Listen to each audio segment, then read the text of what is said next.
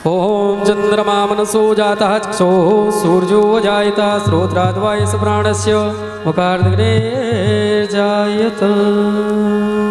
हे राजा राम तेरी आरती गाओ, हे राजा राम तेरी आरती गाओ, हे राजा राम तेरी आरती गाओ, आरती गाओ प्यारे आपको रिझाओ, आरती गाओ प्यारे आपको रिझाओ, हे राजा राम तेरी आरती गाओ, हे राजा राम तेरी आरती गाओ।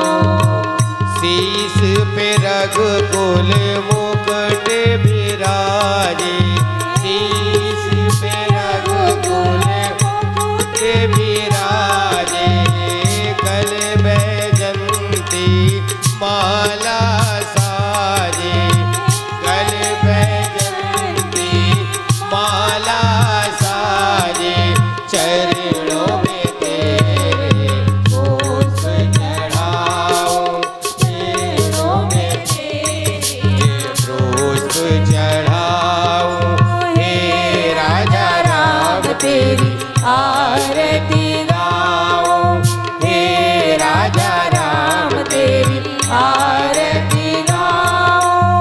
पास सुशोभित है जग जननी, पास सुशोभित है जग जननी, चरण विराजत है सुत अंजनी, चरण विराजत है सुत अंजनी, हे सियावर तेरी आरती गाओ, हे सियावर तेरी आरती गाओ, हे राजा राम तेरी आरती गाओ, हे राजा राम तेरी आरती गाओ। वे भक्त जनों के आप हो रक्षक, भक्त जनों के आप हो रक्षक, दूर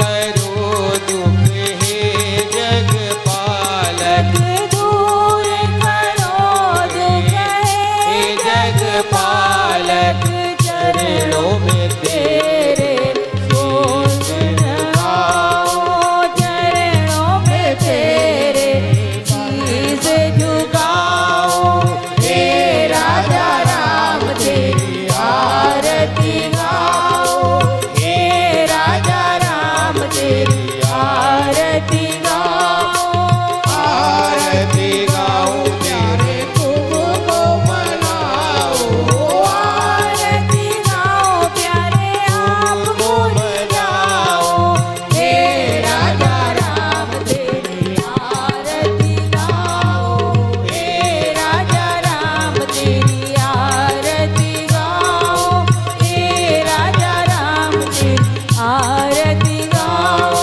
हे राजा राम तेरी आरती गाओ, हे राजा राम तेरी आरती गाओ, हे राजा राघवेंद्र सरकार की। हरि ओम शांति शांति शांति। ओम श्री गणेशाय नमः, श्री सरस्वती नमः, श्री रामाभ्याय नमः, श्री गुरुचरण कमलेभ्यो नमः,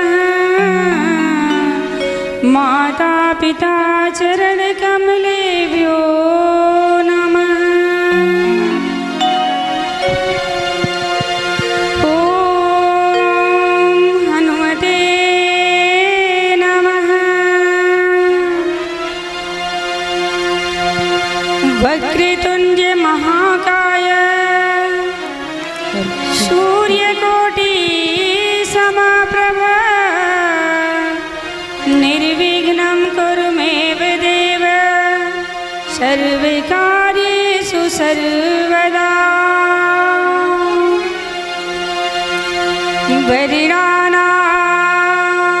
वरिणानामूर्तसङ्घानां रसानां छन्दसामपि मङ्गलानां च कर्तारो वन्दे वाणी विनायको भवानी शङ्करो वन्दे श्रद्धा विश्वासरूपिणा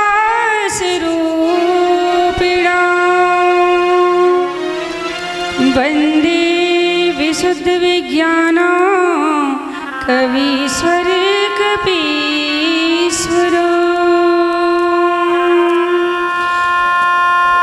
भक्ति भक्ति भगवन्ति गुरु चतुर्नाम वपुए इनके पद वंदन किए नासदात विघ्नयने राम नाम रटते रहो जब तक घट में प्राण कभी तो दीन दयाल के भनक पड़ेगी कान भनक पड़ेगी कान भनक पड़ेगी सीता मेरी मात है पिता मेरे रघुनाथ इन दोनों के चरणों में मेरा कोटि कोटि प्रणाम आए हो तो प्रेम से लो हरि का नाम सभी भक्तों को यदा श्री की जय जय सीताराम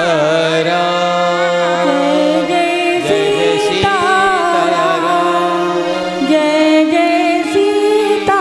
सीताराम अंजन सुत महावीर तेरा संकट मोचन नाम शुद्ध चित्त तेरे अर्चन से सिद्ध हो सारे काम सिद्ध हो सारे निष्ठावान के सिर पे दया की रखियो हाथ जीवन की इस डगर में तुम रहना हमारे साथ रहना रहना हमारे साथ बोलिए राजा रामचंद्र भगवान की पवन सुत हनुमान की हे पवन पुत्र आप सर्व समर्थ हैं आप सर्व सक्षम हैं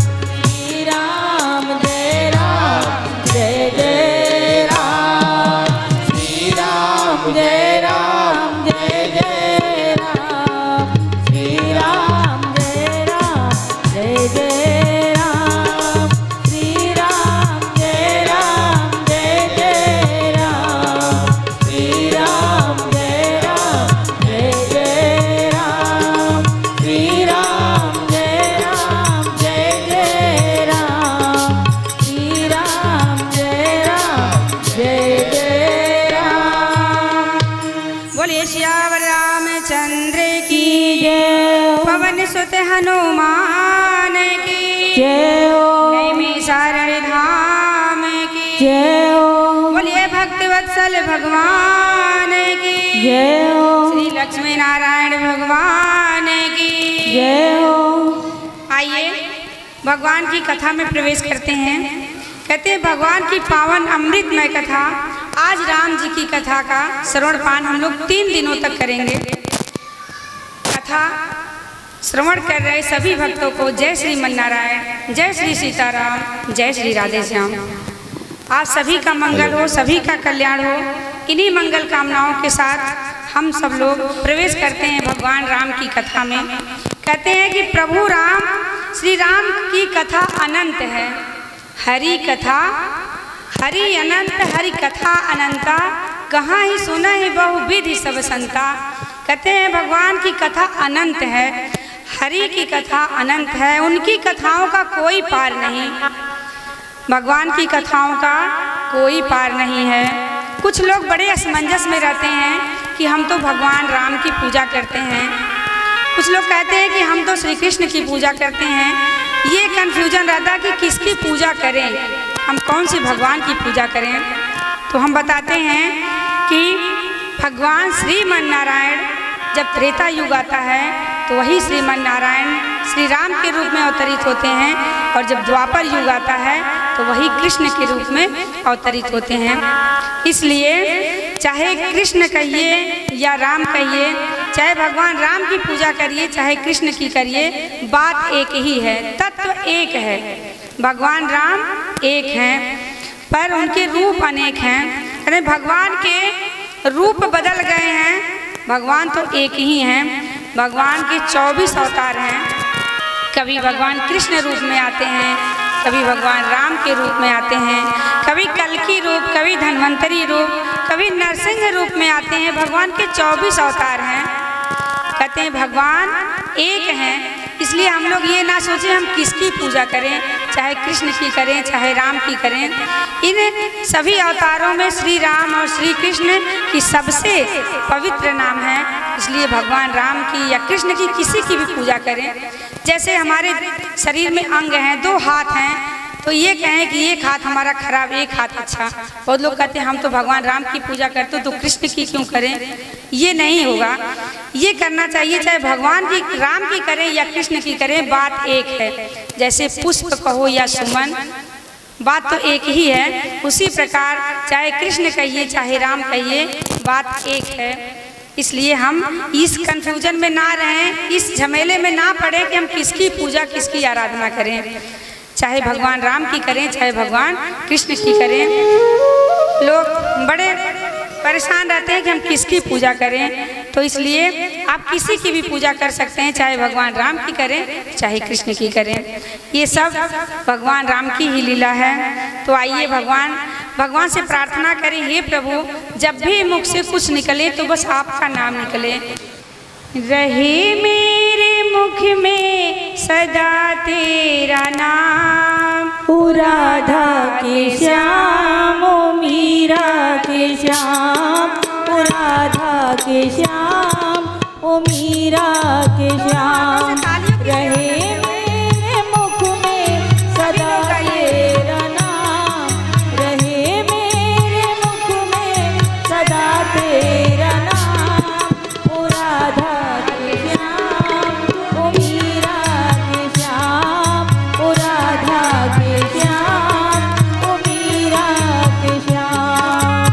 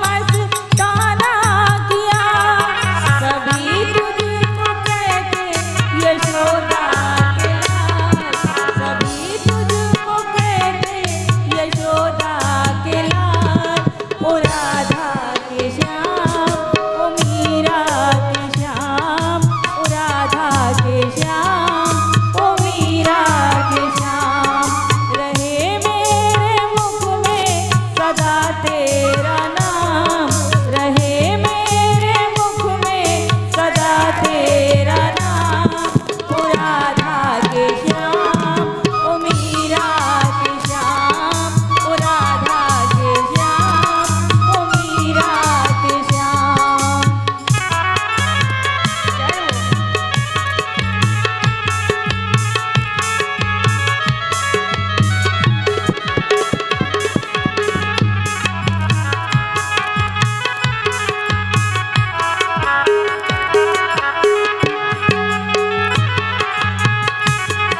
तालियों की सेवा करती है। आप ऊपर करते हैं।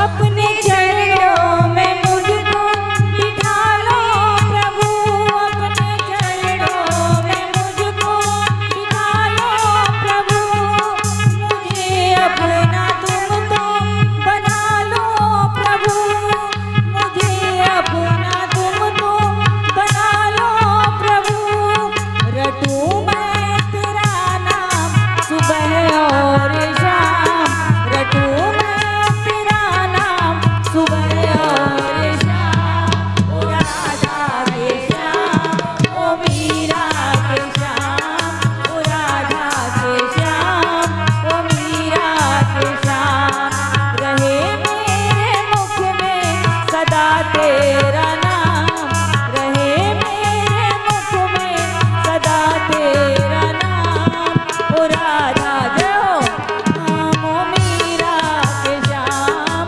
ओ राधा के श्याम ओ मीरा के श्याम ओ राधा के श्याम ओ मीरा के श्याम ओ राधा के श्याम मीरा के श्याम ओ राधा के श्याम ओ मीरा के श्याम ओ राधा के श्याम मीरा के श्याम ओ राधा के श्याम ओ मीरा के श्याम ओ राधा के श्याम ओ मीरा के श्याम। बोली वृंदावन में हरे लाल की जय हो। अब यही सवाल रामचरितमानस में माता पार्वती जी करती हैं भगवान शंकर जी से। कहती हैं प्रभु हमें एक बात बताइए कि ये राम कौन है? क्या ये वही राम है जो दशरथ के पुत्र हैं? क्या ये वही राम है जो कौशल्या माता के पुत्र हैं? आप हमें बताइए कि राम कौन है? राम एक हैं कि अनेक हैं? अगर ये राम दशरथ जी के पुत्र हैं तो ये ब्रह्म कैसे? पूछ रही हैं कि ये ब्रह्म कैसे हैं? क्योंकि ये सीता के वियोग में वन में भटक रहे हैं। क्या इन्हें नहीं पता कि सीता कहाँ है? अगर ये ब्रह्म हैं तो ये क्यों सीता माता को खोज रहे हैं? कहती हैं जो निपित नयत ब्रह्म की मीनार विरह मति भोरी देख चरित महिमा सुनत भ्रमत बोधयति मोरी। माता पार्वती जी कहती हैं कि अगर ये ब्रह्म हैं तो इन्हें क्यों नहीं पता कि इनकी पत्नी कहाँ है? ये क्यों खोज रहे हैं वन में? क्यों भटक रहे हैं कि मेरी सीता कहाँ है? हे खग मृग हे मधुकर श्रेणी तुम देखी सीता मृग नैनी। क्यों ये जंगल में पशु पक्षियों से पूछ रहे हैं कि मेरी सीता कहाँ है? अगर ये ब्रह्म है तो इन्हें पता क्यों नहीं है? प्रभु हमें कृपा करके ये बताइए कि ये राम एक हैं कि अनेक हैं? ये राम कौन है? आप किसका दिन रात जाप करते हैं? तब भगवान शंकर जी बड़े प्रसन्न होते हैं, आनंदित हो उठते हैं और कहते हैं मगन ध्यान रस दंड जुग पुनि मन बाहिर कीने रघुपति चरित महेश तव हर्षित वरनैले। भगवान शंकर जी कहते हैं बड़े आनंदित हुए, ध्यान में मग्न थे, पर जैसे सुने कि भगवान राम के बारे में पूछ रही हैं आनंदित होकर उठ जाते हैं और कहते हैं बंद उबाल रूप सोई रामो सब सिद्ध सुलभ जप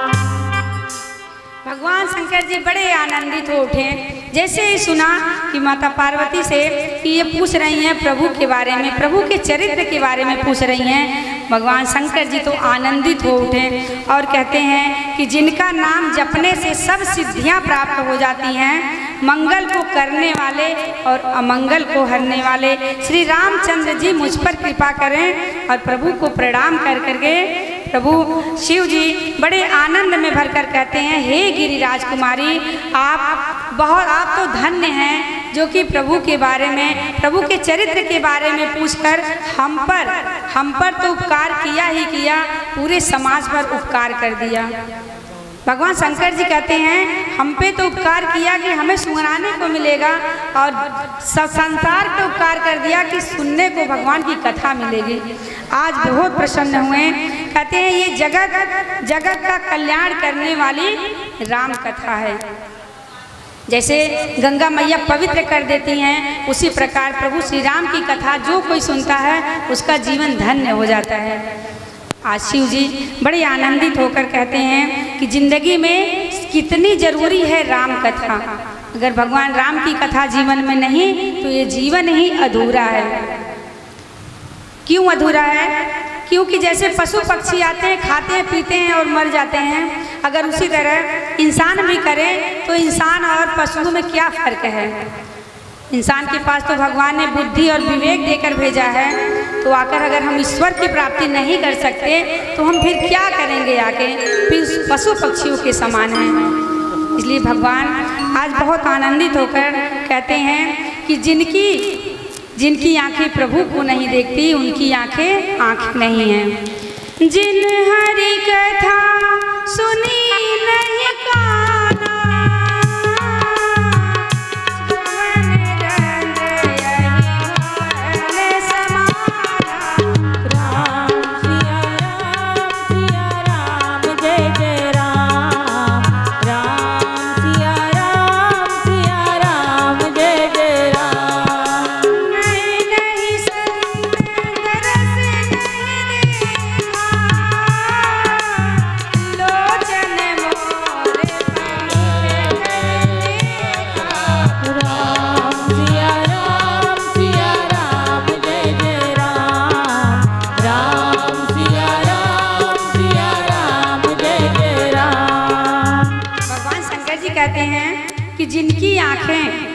जिनकी आंखें प्रभु के दर्शन नहीं करती और जिनके कान भगवान की कथा नहीं सुनते, कहते जिनके कान भगवान की कथा नहीं सुनते हैं उनके कान सांप के बिल के समान हैं। और जिनकी आंखें प्रभु के दर्शन नहीं करती, संत के दर्शन नहीं करती, उनकी आंखें जैसे मोर में पंख बने होते हैं पर उनका कोई महत्व नहीं होता, उनमें आंखें बनी होती हैं पंखों में, उस आंखों का कोई महत्व नहीं है। उसी प्रकार ये आंखें हैं, इसका कोई महत्व नहीं अगर प्रभु के दर्शन ना करें। भगवान शंकर जी आज बता रहे हैं, देखिए यहाँ पे कितने संत आए हैं, हम लोग धन्य हो गए, कितने भाग्यशाली हैं कि इतने सारे एक साथ संतों के दर्शन मिले, ये जीवन धन्य हो गया। और भगवान कहते हैं कि जिनकी आंखें संतों के दर्शन नहीं करती उनकी आंखें नहीं, उनकी आंखें तो मोर पंख की नकली आंखों के समान हैं। अब कहते हैं कि इन आँखों से प्रभु के दर्शन करें और कानों से अगर कुछ भी सुने, अगर कान कहीं लगे तो भगवान की कथा में लगे, यहाँ वहाँ न लगकर प्रभु श्री राम प्रभु श्री कृष्ण की कथा में मन को लगाएं। अब कहते हैं भगवान कि जब भी आंखें खुले तो भाव बनाओ कि बस मेरे सामने तो मेरे बिहारी जी खड़े हैं, मैं उनके चरणों के दर्शन कर रही हूँ, मैं अपने आप को समर्पित कर दो। हे प्रभु, मैं अपने आप को समर्पित करती हूँ आपके सामने, प्रभु मेरा जीवन धन्य करिए। और यही कहिए हमेशा कि मेरी जब भी आंखें खुले, जब भी हम सो कर उठें तो ये भाव बनाइए कि हमारे सामने प्रभु खड़े हैं और हम प्रभु के दर्शन कर रहे हैं। और उनसे प्रार्थना करिए कि मेरे कंठ जब भी खुले तो आपके नाम निकले मेरे कंठ से, और ये कान आपके नाम को ही सुने और कुछ भी ना सुने। बस इतनी कृपा मुझ पे करिएगा प्रभु, बस यही प्रार्थना हम लोग करें कि हे प्रभु मुझ पे इतनी कृपा करिए कि बस अपने चरणों में रख लीजिए। मुझ पे इतनी कृपा बस विधाता रहे, राम का नाम होठों पे आता रहे।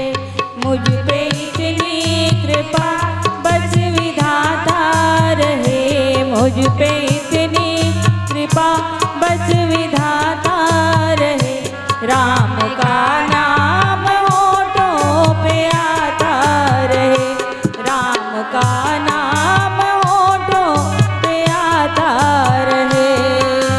राम हे राम हे राम हे राम हे राम हे राम हे राम हे राम। मुझ पे इतनी कृपा बस विधाता रहे, मुझ पे इतनी कृपा बस विधाता रहे, राम का नाम होठों पे आता रहे, श्याम का नाम होठों पे आता रहे।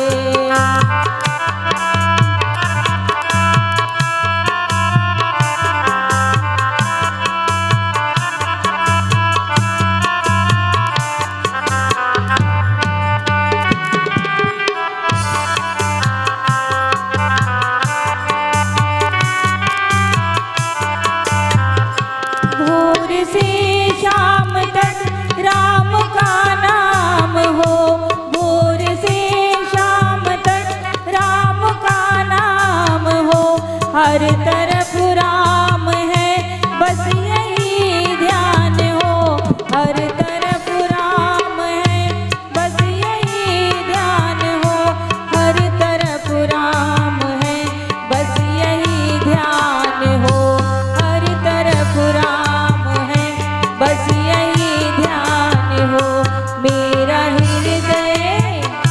मेरा हृदय उन्हीं को बुलाता रहे, मेरा हृदय उन्हीं को बुलाता रहे, राम का नाम होठों पे आता रहे, राम का नाम होठों पे आता रहे।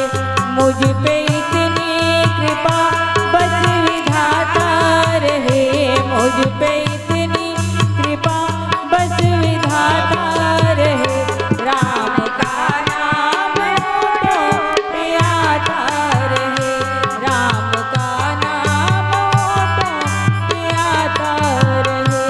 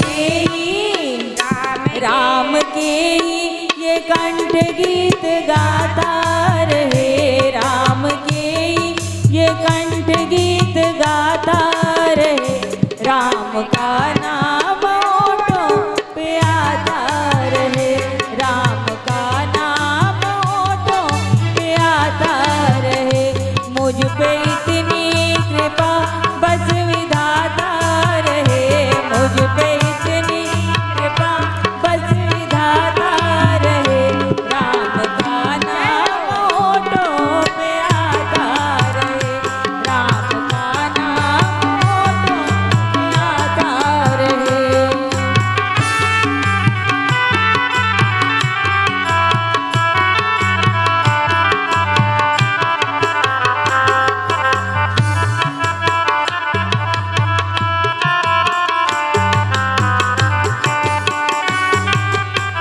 जय हो।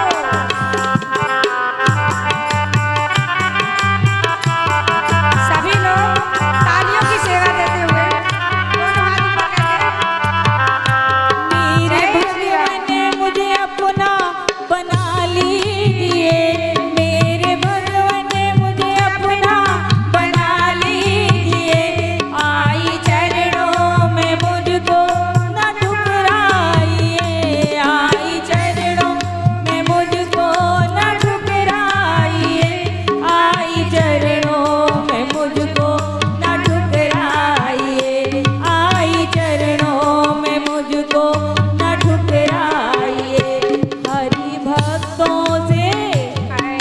भक्तों से बस मेरा नाता रहे, हरि भक्तों से बस मेरा नाता रहे, राम का नाम होठों पे आता रहे, राम का नाम होठों पे आता रहे, मुझ पे इतनी कृपा बस विधाता रहे, मुझ पे इतनी कृपा बस विधाता रहे, राम का नाम होठों पे आता रहे, राम का नाम होठों पे आता रहे, राम मेरा मेरा मेरा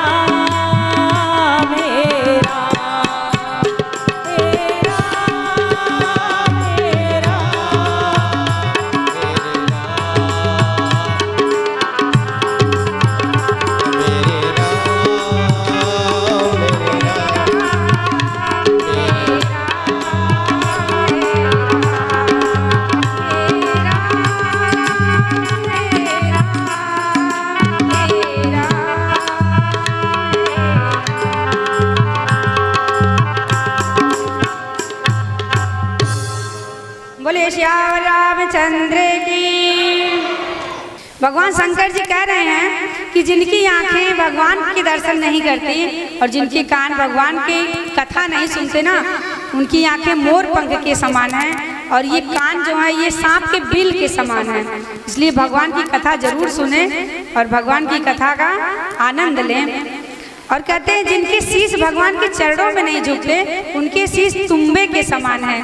जो हमारे यहाँ कुम्हड़ा कहा जाता है, कुम्हड़े के समान उनके शीश हैं। बहुत लोग होते हैं भगवान के चरणों में शीश नहीं झुकाते, इसलिए हम बता दे रहे हैं कि वो तुम्बे के समान उनके शीश हैं। इसलिए जब भी झुके ये शीश तो प्रभु के चरणों में झुके।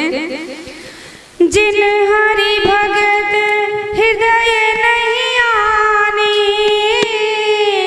जीवित सब समान ते प्राणी। राम सिया राम जय जय राम, राम सिया राम जय जय राम। जिनके कहते हैं कि जिनके हृदय में प्रभु की भक्ति नहीं भरी है, उनके जीते जी वो 100 के समान मतलब मुर्दे के समान है। जिनके हृदय में भगवान की भक्ति नहीं है, वो जीते जी मुर्दे के समान है। इसलिए भगवान की भजन करें और भगवान की भक्ति जरूर करें। आप शंकर जी भगवान कहते हैं कि देवी हम आपको बताते हैं कि ये राम कौन है। जिसका मैं दिन रात ध्यान करता हूँ, जो राम दशरथ के बेटे हैं और जो राम कौशल्या के बेटे हैं, मैं उन राम के बारे में बताता हूँ कि ये राम कौन है। मैं एक कथा सुनाती हूँ। एक संत जी जा रहे थे, तो संत जी जा रहे थे तो उधर से एक राजा जी रथ पे अपने घोड़े पे बैठ के आ रहे थे। तो राजा जी ने संत जी से कहा कि संत महात्मा, मेरे भीतर एक प्रश्न है, कृपा करके आप उन प्रश्नों के उत्तर दीजिए। तो कहते हैं कि क्या आपकी इच्छा है ये प्रश्न के उत्तर सुनने की? तो कहते हैं हमें बताइए कि राम एक हैं कि अनेक हैं, और वो रहते कहाँ हैं और करते क्या हैं, हमें इन 3 प्रश्नों के उत्तर दीजिए। तब वो संत जी कहते हैं कि अगर ये आपकी इच्छा है सुनने की, तो ये तो कोई बात नहीं कि आप तो घोड़े पे बैठे हैं और मैं पैदल चल रहा हूँ। अरे आप किसी कुटिया में ले चलिए, कुछ जलपान की व्यवस्था करिए, फिर प्रेम से पूछिए। इस सवाल का जवाब मैं आपको दूंगा। उन्होंने हाथ जोड़ के कहा हाँ महाराज जी, चलिए। कुटिया में लेकर जाते हैं और वहाँ सुंदर सी कुटिया है और वहाँ पे सारी व्यवस्था है और संत जी वहाँ पे विश्राम करते हैं। तब महात्मा जी से पूछते हैं राजा जी कि हमें इन 3 प्रश्नों के उत्तर दीजिए। तो संत जी कहते हैं कि क्या ये आपकी इच्छा है कि अकेले सुनेंगे या सबके साथ, क्या समाज के साथ ये बात जानना चाहते हैं? तो कहते नहीं, मैं अकेले तो नहीं, अगर सबके सामने ये बात बताएं आप तो और भी अच्छा है। तो संत जी कहते हैं ठीक है, आप सबको बुला के लाइए, फिर हम इस सवाल का जवाब देंगे। अब जब सबको बुलाने के लिए जाते हैं तो कोई कहीं कोई कहीं, तो व्यवस्था करने में थोड़ा टाइम लग गया। तो संत जी से कहते हैं कि इस तारीख को डेट पड़ा है, सारे लोग इकट्ठा होंगे, उसके बाद आप इस सवाल का जवाब बताइएगा। संत जी ने कहा कोई बात नहीं, मैं आराम से यहाँ प्रभु का ध्यान करूँगा, हमें कोई परेशानी नहीं। महाराज उसी कुटिया में रहने लगे। कुछ समय बीता तो आते हैं राजा जी और कहते हैं कि महाराज इस टाइम आप इस फला दिन को आप आइएगा और राज दरबार में ये प्रश्न पूछे जाएंगे। संत ने कहा ठीक है। वो आते जाते एक किसान वहाँ आते जाते थे, तो किसान से संत जी ने कहा कि क्या आप हमसे दोस्ती करेंगे? तो संत ने कहा हाँ, ये तो अहोभाग्य। तो कहते कभी मुझे कोई ज़रूरत पड़े तो क्या मेरा काम आप कर देंगे? किसान ने कहा हाँ। तो जब 2 दिन रह गए जाने के लिए, तब संत ने कहा कि देखिए आप संत बन जाइए। किसान से किसान बोली अरे महाराज मैं संत कैसे बन सकता हूँ? कहें केवल थोड़ी देर के लिए संत बनना है। फिर अपना जो भी पोशाक है उस किसान को दे देते हैं और किसान का जो वेशभूषा है वो संत जी पहन लेते हैं। और जब चलते हैं फिर जब राज दरबार में पहुँचे तो वहाँ पे जो किसान बने थे, जो किसान थे वो संत बने, सिंहासन पे बैठे, और जो संत थे वो उस किसान के रूप में नीचे बैठे हैं। और ये प्रश्न पूछा गया। राजा जी ने कहा महात्मा जी इस सवाल का जवाब दीजिए कि भगवान राम एक हैं कि अनेक हैं, और वो रहते कहाँ हैं और करते क्या हैं? संत ने कहा कि ये सवाल, ये तो बहुत आसान सा सवाल है, ये तो मेरा चेला बता देगा, क्योंकि संत ने कहा था कि आप मुझ पे टाल दीजिएगा, मैं सब कुछ बता दूंगा। संत ने, अब जो किसान बने संत बैठे थे उन्होंने कहा हाँ महाराज जी मैं ये सवाल का जवाब दे दूंगा। फिर पूछा गया, राजा साहब ने पूछा कि बताइए कि भगवान राम एक हैं कि अनेक हैं? तो संत ने कहा देखिए ये तो पढ़ाई लिखाई वाली बात है, और हम ठहरे किसान, तो हम पढ़ाई लिखाई की बात तो जानते नहीं हैं। तो ऐसा करिए आप कुछ असरफियाँ मंगा लीजिए। राजा जी ने असरफियाँ मंगाई। तो कहते हैं कि गिनती आप करिएगा और निर्णय हम करेंगे। और जब गिनती करने लगे, एक असरफी उठाएं, तो संत ने कहा, वो कहें एक, संत ने कहा बहुत बढ़िया। फिर दूसरी उठाएं, कह रहे हैं 2, कह रहे हैं झूठ बोल रहे हो, देखो हाथ में कितने हैं? कह रहे हैं हाथ में तो एक ही है। तो फिर कहें 2 बोल रहे हो? फिर 2 रख दिया। अब राजा जी बोले इस तरह तो गिनती करना बड़ा कठिन हो जाएगा। फिर जैसे फिर एक असरफी उठाएं, फिर कह रहे हैं 3। फिर संत जी ने कहा रुको, तुम्हारे हाथ में कितना है? बोल रहे हैं 1। तो बोलो 3 क्यों कह रहे हो? जब है 1 तो 3 क्यों कह रहे हो? कहें ये सब तो हम लोगों को सिखाया गया है 1, 2, 3। कहें यही भाव है भगवान को देखने का। 1 लोग देखते हैं तो 1 दिखते हैं, 2 लोग दिखते हैं तो 2 भगवान दिखते हैं, 3 लोग देखते हैं तो 3, 4 लोग देखते हैं तो 4। इसलिए भगवान एक हैं, अनेक नहीं है। भगवान राम तो एक ही हैं। अब राजा साहब तो संतुष्ट हो गए इस सवाल से, कह रहे हैं ये ऐसा जवाब आपने दिया, ना तो वेद पढ़े ना पुराण और ना ही उसमें से कोई श्लोक ना कोई चौपाई, और इस तरह से समझा दिया कि हम लोगों को एकदम संतुष्टि मिल गई कि भगवान एक हैं। जैसे गिनती करने में उठता तो एक ही है पर हम लोग कहते हैं दो, पर हाथ में तो एक ही है ना, सत्य तो एक है। बड़े संतुष्ट हुए। कहे महाराज जी अब दूसरा सवाल है। कहे दूसरा क्या है?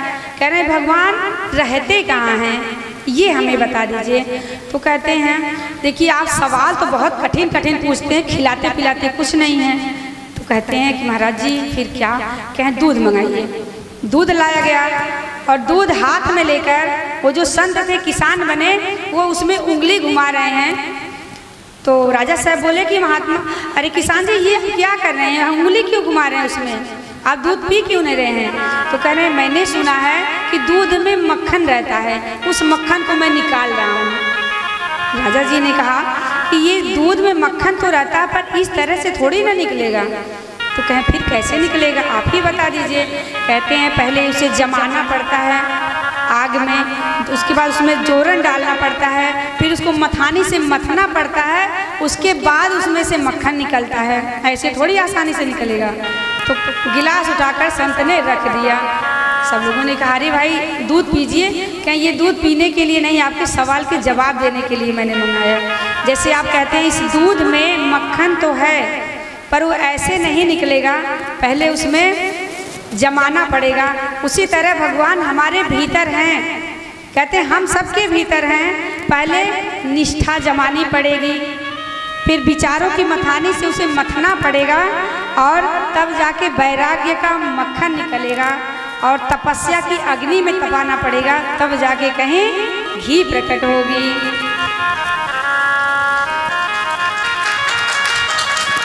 कहते हैं भगवान हमारे ही भीतर हैं। जैसे दूध में मक्खन है पर दिखाई नहीं देता, उसी प्रकार हमारे भीतर प्रभु हैं पर वो दिखते नहीं। पहले निष्ठा जमानी पड़ती है और विचारों की मथानी से मथते हैं, तब जाके कहीं विचारों की मथानी से मथने के बाद तब मक्खन निकलता है।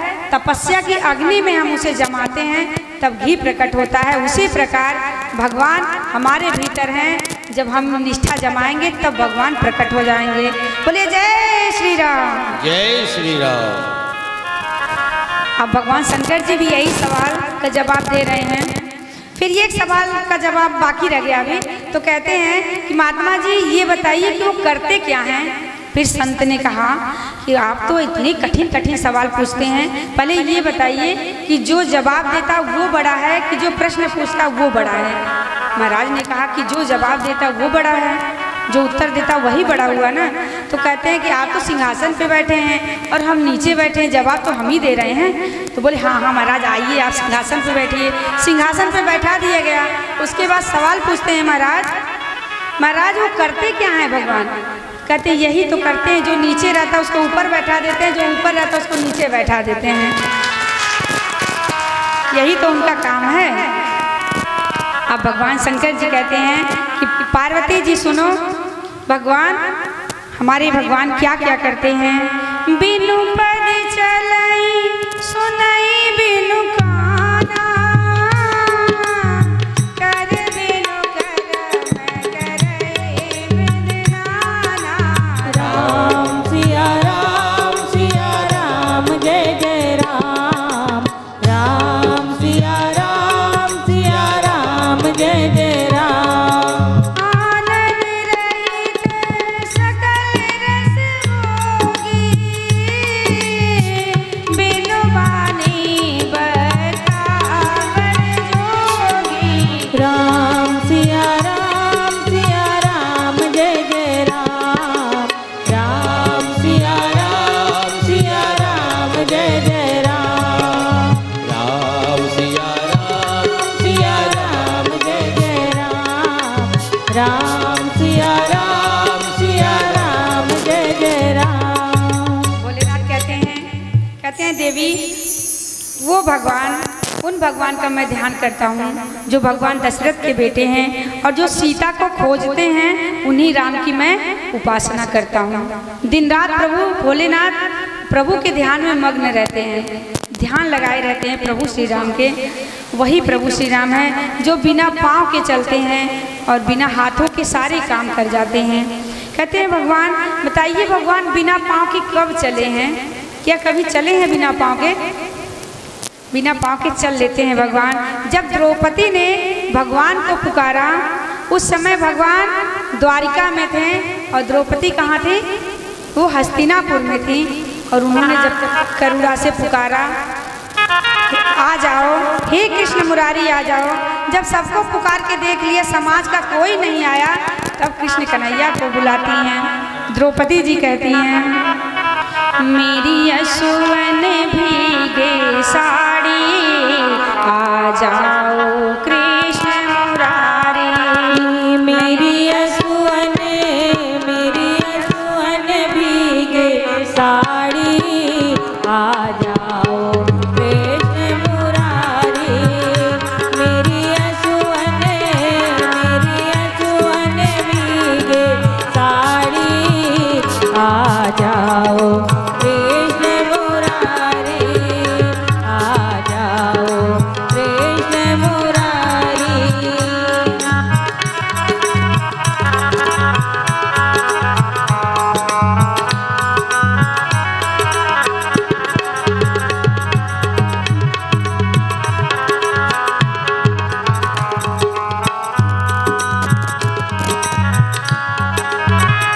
मैं पाँच पति की नारी, वे आज जुए में हारी। मैं पाँच पति की नारी, वे आज जुए में हारी। जाती है लाज हमारी, आ जाओ कृष्ण मुरारी। जाती है लाज हमारी, आ जाओ कृष्ण मुरारी। मेरी यशोवन भीगे साड़ी, आ जाओ कृष्ण मुरारी, आ जाओ कृष्ण मुरारी।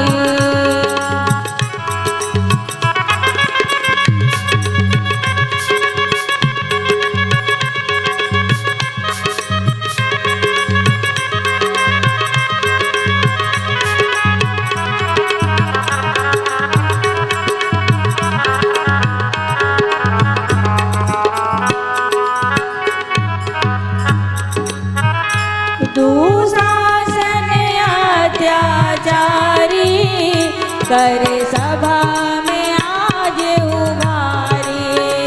दुशासन अत्याचारी, करे सभा में आज उभारी।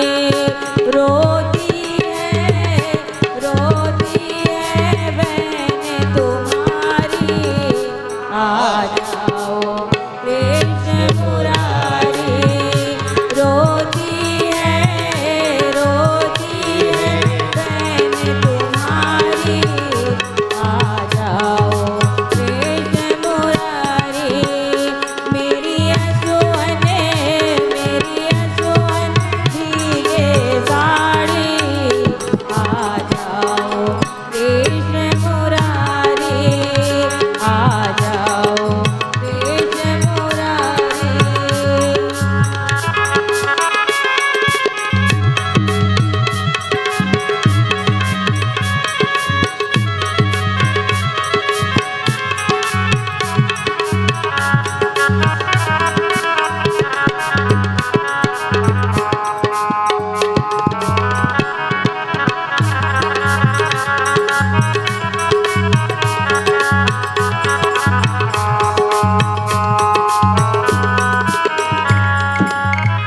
प्रभु याद करो उस दिन को, जब उंगली कटी तुम्हारी। प्रभु याद करो उस दिन को, जब उंगली कटी तुम्हारी।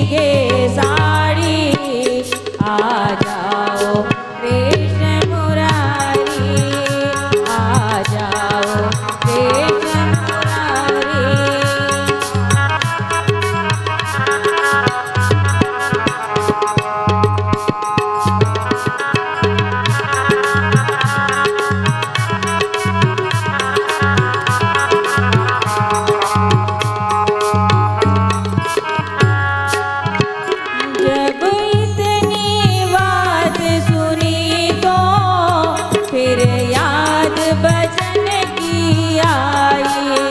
जब इतनी बात सुनी तो फिर याद बचन की आई।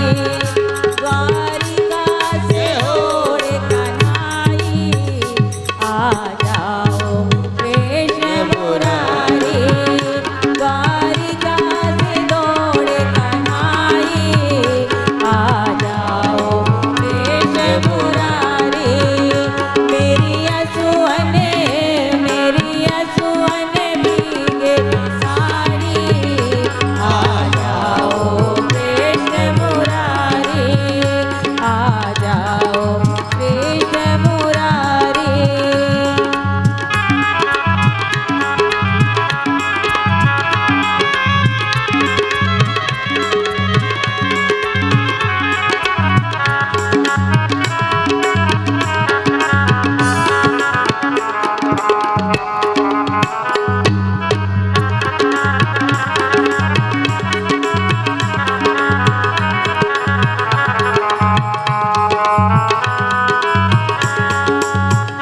दूतों का मान घटाया, साड़ी का ढेर लगाया। दूतों का मान घटाया, साड़ी का ढेर लगाया। द्रौपदी की लाज बचाई आ जाओ कृष्ण मुरारी। द्रौपदी की लाज बचाई आ जाओ कृष्ण मुरारी। मेरी असुअन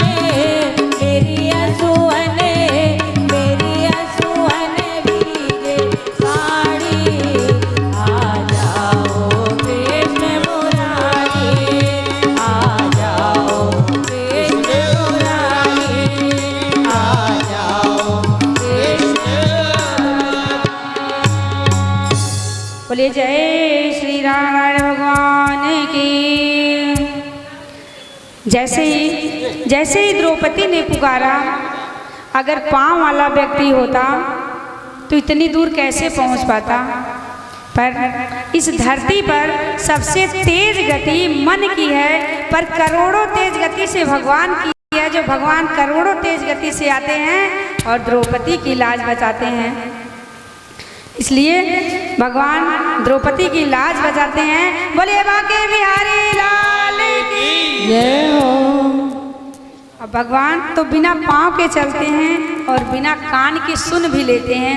कहते हैं भगवान ने कब सुना बिन कान के, जब श्री राम जी बाली को मारते हैं, तब बाली कहता है कि कारण कौन नाथ मोहि मारा, मैं बैरी सुग्रीव प्यारा। कहते हैं कि आपने क्यों मारा मुझे, आपने क्यों मारा। तब श्री राम जी कहते हैं कि तुम्हारी पत्नी, बाली की पत्नी तारा ने कहा था कि आप मत जाइए, सुग्रीव के पास मत जाइए, क्योंकि सुग्रीव अब वो सुग्रीव नहीं है, अब उसके ऊपर भगवान का हाथ है, आप उनसे युद्ध करने ना जाइए। पर बाली माना नहीं और युद्ध करने चला गया। तब श्री राम जी कहते हैं जब तारा ने मना किया पर तुम माने नहीं और युद्ध करने चले आए। अब बड़े आश्चर्य में पड़ा बाली कि ये तो कमरे में मेरी बात हुई थी, तो इनको कैसे पता चल गया। बाली आश्चर्य में होता है कि ये बात तो तारा ने हमसे कमरे में, बंद कमरे में बताया था, पर इनको कैसे पता चला, क्योंकि ये तो भगवान है। हमारी आपकी बात को छोड़िए, वो छोटी से छोटी जो चींटी है उसकी बात भी जान जाते हैं, क्योंकि वो जीव मात्र को जो बनाने वाले हैं वो सबकी भाषाओं का ज्ञान रखते हैं। इसलिए भगवान बिना पाँव के चलते हैं और बिना कान के सब कुछ सुन लेते हैं और बिना हाथों के सारे काम कर लेते हैं। बिना हाथ के कौन सा काम किए, हाथ लगाए भी नहीं और सारा काम हो गया। जैसे महाभारत का युद्ध हुआ, युद्ध में देखा जाए तो श्री कृष्ण ने किसी को नहीं मारा। क्या अर्जुन के ताकत थी इतनी, उनके धनुष बाण में इतनी ताकत नहीं थी कि इतने महाभारत का युद्ध वो जीत सकें, लेकिन उनके ऊपर तो बस भगवान का हाथ था, उनकी कृपा थी। इसलिए कहते हैं एक तरफ चाहे जितनी सेना हो, चाहे जितनी ताकत हो, अगर भगवान की कृपा नहीं है तो ताकत व्यर्थ है। जहाँ भगवान की कृपा होती है वहीं पर सब काम हो जाता है। इसलिए हम सब काम करें ये समझ कर करें कि भगवान ने किया, हमने कुछ भी नहीं किया। भगवान के बारे में अगर कहा जाए, जैसे समुद्र से एक बूंद पानी निकालकर कहा जाए कि मैंने समुद्र को जान लिया, उसी प्रकार ये जो वेद पुराण ग्रंथ लिखे गए हैं, जितना ज्ञान हम ऋषि मुनियों सबके पास जितना ज्ञान है वो उस बूंद के समान है। जो समुद्र से एक बूंद निकाला जाता है उस बूंद के समान है। किसी के कलम में इतनी ताकत नहीं है कि भगवान के बारे में लिख पाए, इतनी ताकत नहीं है कि भगवान के बारे में लिख पाए, क्योंकि भगवान तो समुद्र से भी बड़े उनकी ताकत है। जैसे समुद्र का आकलन एक बूंद से नहीं किया जा सकता, उसी प्रकार भगवान के बारे में लिखा नहीं जा सकता। जितना लिखा गया वो एक बूंद के समान है। अब भगवान शंकर जी समझा रहे हैं माता पार्वती को कि अगर भगवान पे कुछ हो तो श्रद्धा हो, विश्वास हो। भगवान अतर्क हैं, भगवान राम अतर्क हैं, उन्हें मन और वाणी के वो परे हैं, तो हम मन और वाणी से उन्हें कैसे जान सकते हैं। जो मन और वाणी से परे है उन्हें हम वाणी से जान ही नहीं सकते। अब शंकर जी कहते हैं कि भगवान अवतार क्यों लेकर आते हैं। पार्वती मैं तुम्हें बताता हूँ भगवान इस धरती पर अवतार क्यों लिए। कहते हैं जब जब होई धर्म के हानि, बाढ़हि असुर अधम अभिमान। राम सिया राम सिया राम जय राम, राम सिया राम सिया राम।